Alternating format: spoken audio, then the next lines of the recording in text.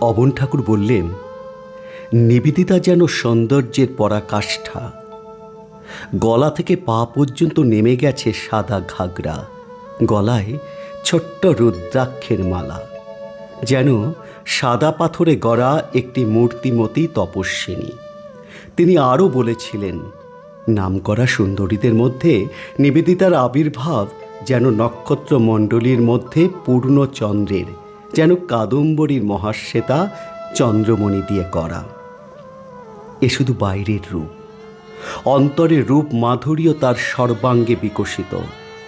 তাই তিনি দেখেছিলেন তপস্বিনীকেও, সেই সন্ন্যাসিনীকে, যে সন্ন্যাসিনী একদিন ভারতের নারী শক্তিকে উদ্বুদ্ধ করবার জন্যে পরম ত্যাগের মন্ত্রে দীক্ষিতা হয়ে, বিদুষী আইরিশ কন্যা হয়েও ভারতে এসেছিলেন, নিজেকে ভারতের নারী পরিচয় দিয়ে। আদ্যাশক্তি বীর্যবতী মহীয়সী দেবী রূপিণী এই নারী উদ্বুদ্ধ করেছিলেন সত্যান্বেষী জগদীশ বসুকে তাঁর বিজ্ঞান ব্রতে। আহ্বান করে এনেছিলেন শ্রী অরবিন্দকে নেটিভ স্টেটের কর্ম থেকে দেশোদ্ধারের রঙ্গমঞ্চে। সহসংলাপী হয়েছিলেন তিলক গোখলে, রমেশ দত্তের, রবীন্দ্রনাথ যদুনাথ সরকারের সরলা দেবীর।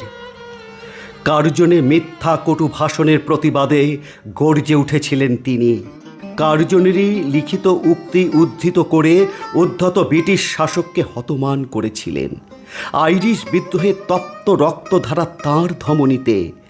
অনায়াসে ধর্ম সংস্থা রামকৃষ্ণ মিশনের সংস্রব ত্যাগ করে ভারতের মুক্তিযজ্ঞে ঝাঁপিয়ে পড়েছিলেন। বীর কেশরী বিবেকানন্দের উত্তর সাধিকা মানসকন্যা তিনি।